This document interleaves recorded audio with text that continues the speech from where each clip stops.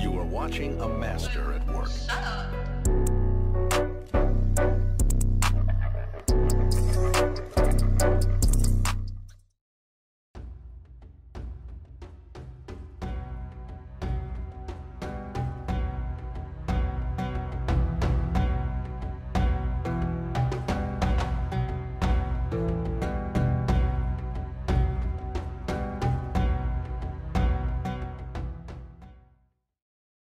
Isaac Newton is, most will agree, the greatest scientist. At the very least, he is the undisputed father of optics. And we told in schools or in textbooks about his experiments on light and prisms. The truth is rather grayer. And I feel it's important to inform you or to give some information about the exact father of optics. Newton himself stood on the shoulders of a giant one who lived 700 years earlier. It's Hassan ibn al-Haytham, or Latinized by al-Hazen. He was the first one to give an account about how we can see the light. He is often referred to the first true physicist.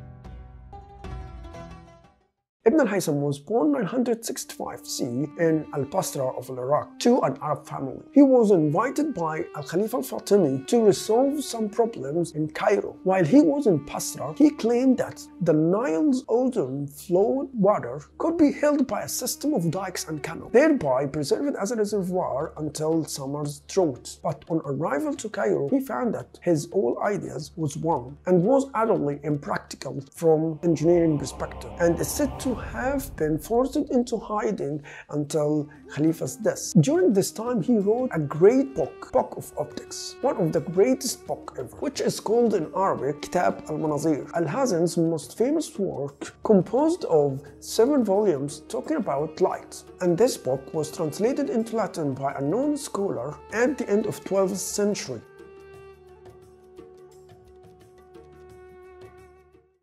Two major theories on vision prevailed in classical antiquity. The first theory is the emission theory, was supported by such thinkers like Euclides, who believed that sight worked by the eye emitting rays of light. The second theory is the intromission theory, supported by Aristotle and his followers, that the physical form is entering the eye from an object. All of this was wrong, and he established the modern idea that we see because lights enter our eyes. He was the first person to explain the vision occurs when light bounces on an object and then is directed to one's eye. He argued that the light affects the eye.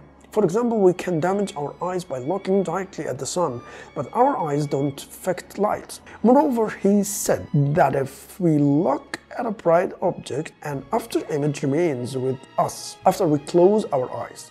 Again, this suggests that our eyes have been affected by light. What he also did that no other scientist had tried before was to use mathematics to describe and prove this process, so he can be regarded as the very first theoretical physicist. He was the first to describe accurately the various parts of the eye and give a scientific explanation of the process of vision.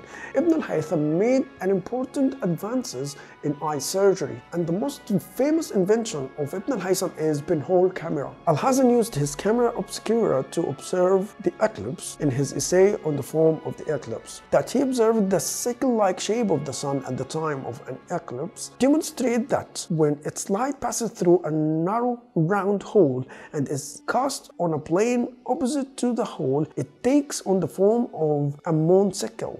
His findings solidified the importance of camera and the modern camera. He should be credited to discover the laws of refraction. He also carried out the first experiment with dispersion of light into its forming colors. He also attempted to explain binocular vision and give a correct account about it. He said in his book, "The duty of the man who investigates the writing of scientists, if learning the truth is his goal, to make himself an enemy of all that he reads,